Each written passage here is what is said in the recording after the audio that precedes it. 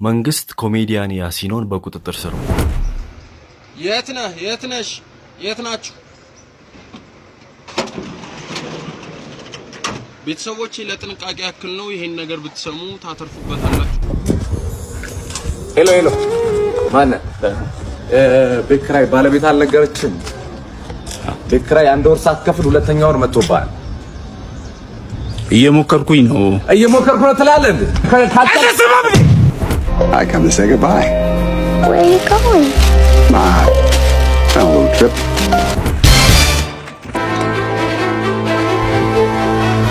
ሰላም ጤና ይስጥልን ውድና የተከበራችሁ የአዳም ቲዩብ ቤተሰቦች እንደምን ሰነበታችሁ? እኔ ደህና ነኝ፣ እግዚአብሔር ይመስገን።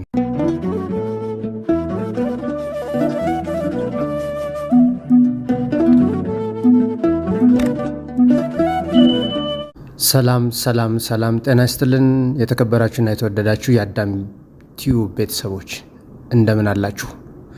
በዛሬው መርሃ ግብራችን የምንወደውና የእጅግ የምናከብረው ተወዳጁ ኮሜዲያን ያሲኖ ባና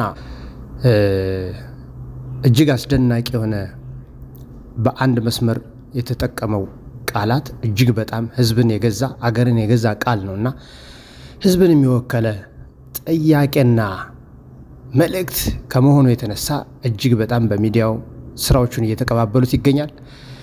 እሱን እንመለከታለን። ያሲኖ ባና ቀጥታ ወደ ፕሮግራሙ እንገባለን። አስተጋውስ ከዛ ሂሳብ ውሰድ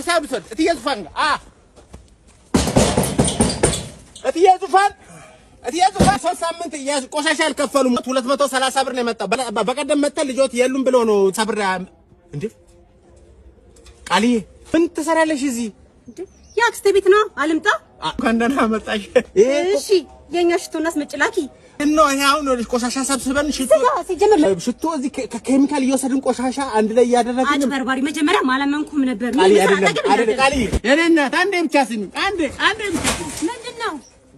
ብሩን ተቀበይልኝ 230 ቃልዬ እናቴ ስጋ ይነጥለን በመቀበልሽ ይቀበልሻል።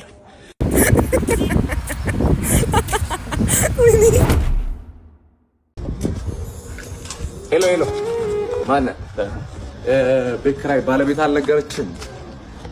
ቤት ኪራይ አንድ ወር ሳትከፍል ሁለተኛ ወር መጥቶብሃል። እየሞከርኩኝ ነው ትላለህ እንዴ? እየሞከርኩኝ ነው። ያንተን ቤት ኪራይ ልከፍል እየሞከርኩኝ ነው። የልጆች ትምህርት ቤት ልከፍል እየሞከርኩኝ ነው። የሚበሉት አጥተው እየሞከርኩኝ ባለቤት ለማውጣት ሰው አይደለ እንዴ? ይኸው ተመልከት። ይሄ ልጆች ጌም የሚጫወቱበት ልሸጥ እየሞከርኩኝ ነው። አስብ እንጂ ሁሉም ሰው እየሞከረ ነው በዚህ ሰዓት። እጁን አጣጥፎ የተቀመጠ ሰው አለ እንዴ? ታገሰኝ በቃ። እየሞከርኩኝ ነው።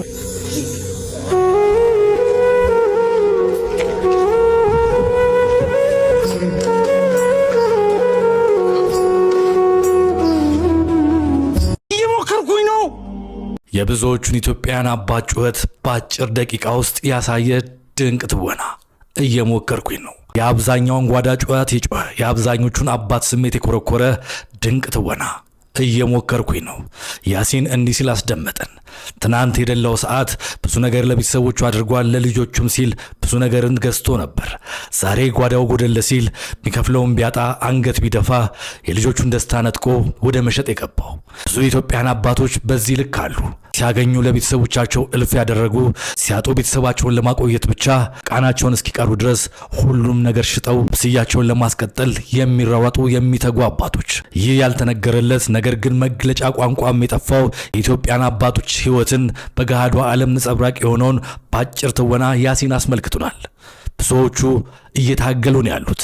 ብዙዎቹ እየተፍጨረጨሩ ነው ያሉት። ብዙዎቹ የቤተሰቦቻቸውን ደስታ መመለስ አቅቷቸው ጉሮሮአቸውን ለመድፈን እየሞከሩ ነው ያሉት። እየታገልኩ ነው።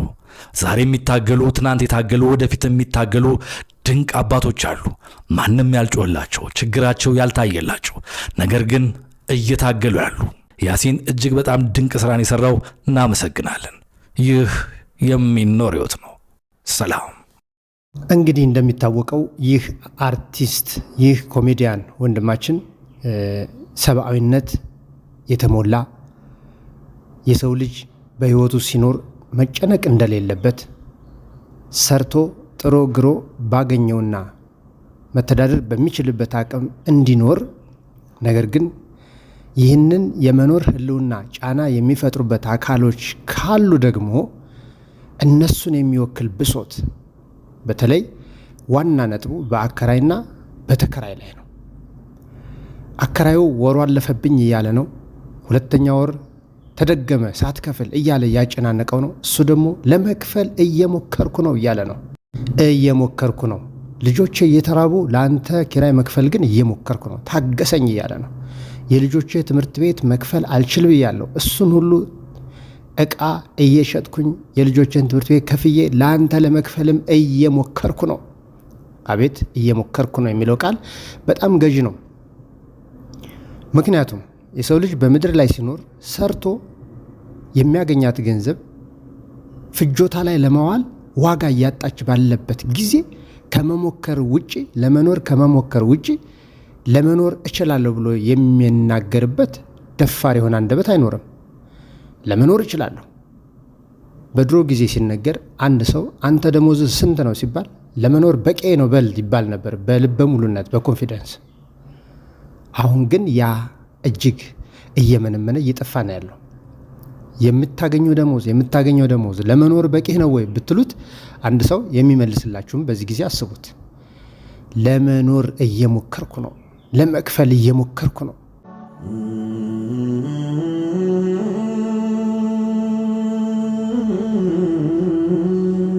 ስማ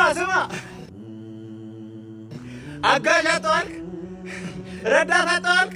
ቆይ እንዴት እንደሰብከው ሁሉም መማለው ቤት ተደብቆ ማታ የሚያውቀው በላት አለቃቅስ አምልጥ እንደምንም ከሀብታም ጋር መዋል በላም እንደመድረስ አያስተማምን ወደ ኋላ መቅረት ቅስም እንደሚሰብር ሞራል እንደሚቀጭ ገና አትማርም። በልተነስ እንዳታወላዳ ስኬት ላይ ገግም ገቢ ዘይያደራሁን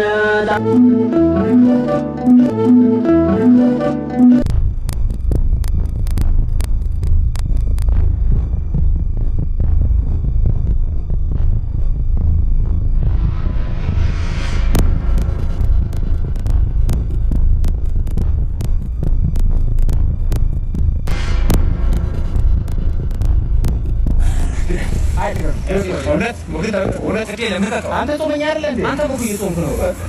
አይ ግማሽ ነው ያዛላ ግማሽ ጌታ ይባርካል። አሚን ያ ረበል ዓለሚን። መንግስት ኮሜዲያን ያሲኖን በቁጥጥር ስር ማዋል አለበት አሁኑ። ለምን ይሄንን አልኩ መሰላችሁ? መንግስት ህዝቤ ሆይ በዚህ ሰዓት ምን እያሰባችሁ ነው ብሎ ቢጠይቅ የምንለው ያሲኖ ያለውን ነውና ያሲንን ይዞ ቢጠይቀው ስለኛ ብዙ ማወቅ ይችላል ብዬ አስባለሁ። ለመኖር እየሞከርን ነው።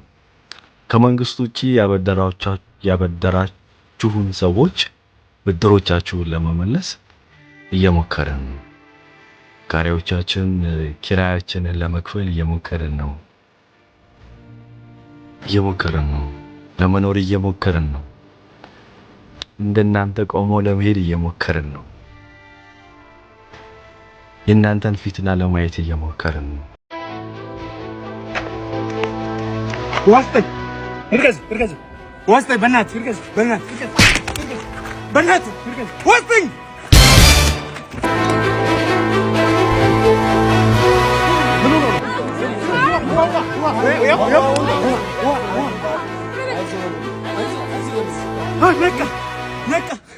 ነቃ አንበሳ። ሰው ለማዳን እየሞከርኩ ነው።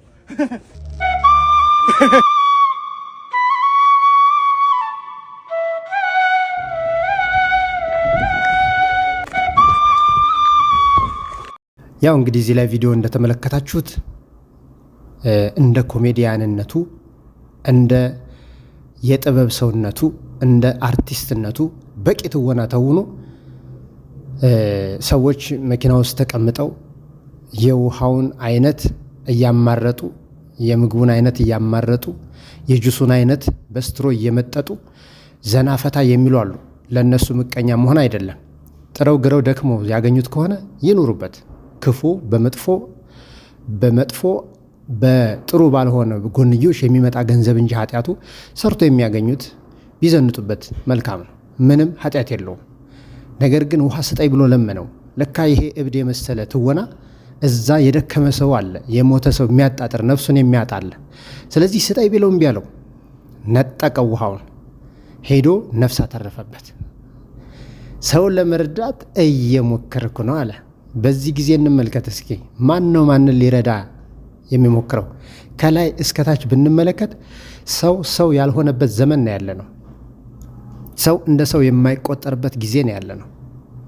የተራበ ሰው ተርቧል ብለን ሴንስ ወይም ልንገነዘብ ልንረዳለት፣ ረሃቡን ውሃ ጥሙን ልንረዳለት ያልቻልንበት፣ ቢበደል ቢገፋ በደሉን ግፉን ልንቆጥርለት ያልቻልንበት ዘመን።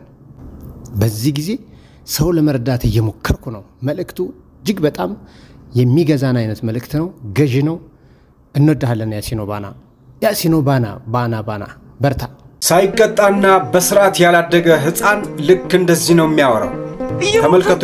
አልስማማም በዚህ ሐሳብ። አትሞክር ስትፈልግ አከራዩም እየሞከረ ነው። ከቻልክ ቤቱን ልቀቅለትና የተሻለ የሚከፍለው ሰው መጥቶ ተከራይቶ ለአከራዩ ገንዘቡን ይክፈለው። አከራዩም እየሞከረ ነው። ይኸውልህ አልቃሻ የሚወደስበት ሀገር ላይ ስለምንኖር ነው አልቃሾች እንደዚህ የሚታዘንላቸው ከዛም ልክ የሚመስሉት።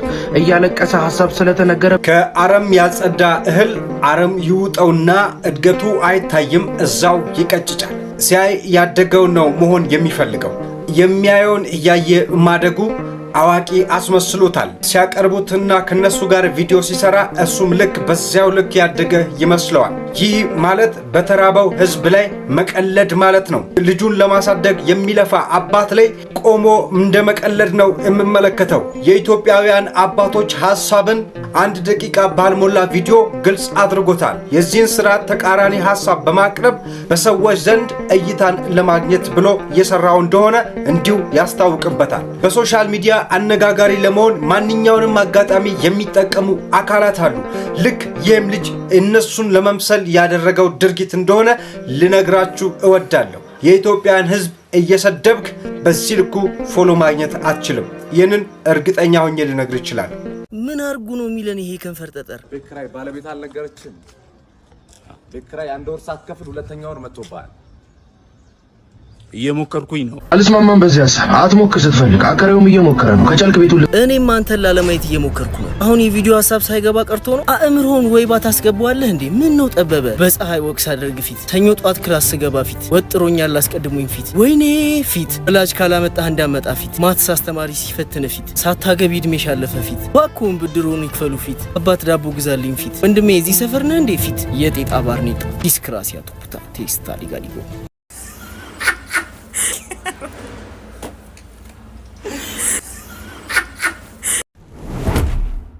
እየሞከርኩ ነው ሕይወት ቢቻል እንኳን ተው መንገዴን ጓዛለሁ።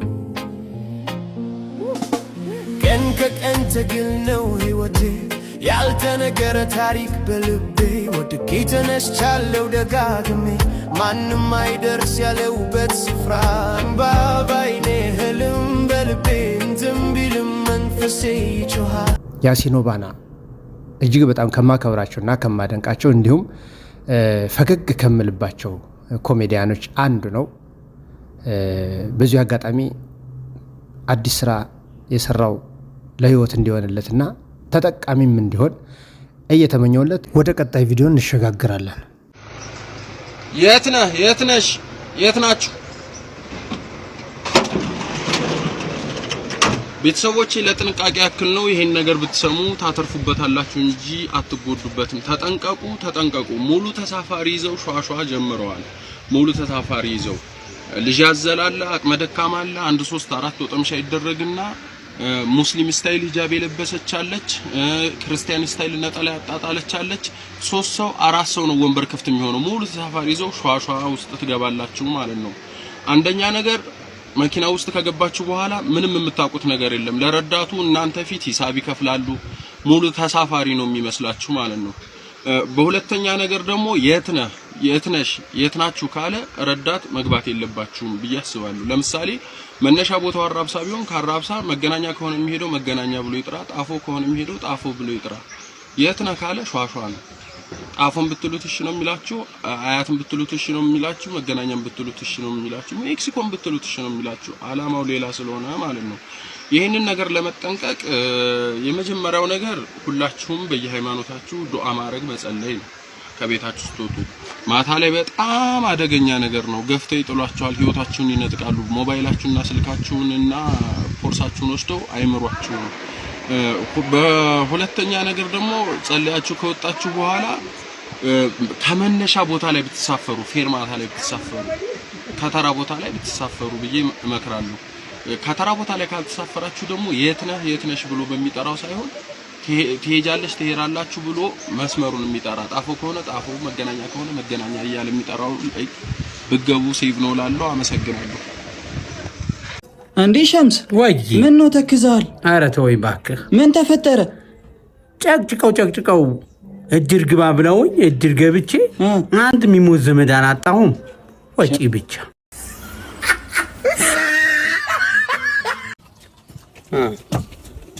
ሸምሴ ወይ ሰላም ናችሁ? እንዴት ነው? ሰላም ነው አለ። እባክህ ማታ በልሜ ብልስ ተበድረኛ ላየሁ መሰለኝ እና መለስክልኝ? ምን መልስልሃለሁ? ብር ብታበድረኝ ብዬ የመጣሁት። እሱ ሳትመልስማ አልሰጥህ። እሱ ሳትመልስ አልሰጥህ። ደግሜ ልተኛ? ምን አገባኝ? አረ ደግሜ እተኛለሁ። ፈለከው ለምን በዛው አትሄድም? እንዲሁ ውድ ቤተሰቦቼ እርግጠኛ ነኝ ቁም ነገር ጨብጣችሁ ዘና ፈታ እንዳላችሁ ተማምናለሁ። ላይክ፣ ሼር፣ ሰብስክራይብ እንዳይረሳ። በቀጣይ ፕሮግራም እስከምንገናኝ ባባይ፣ ሰላም ሆኖልኝ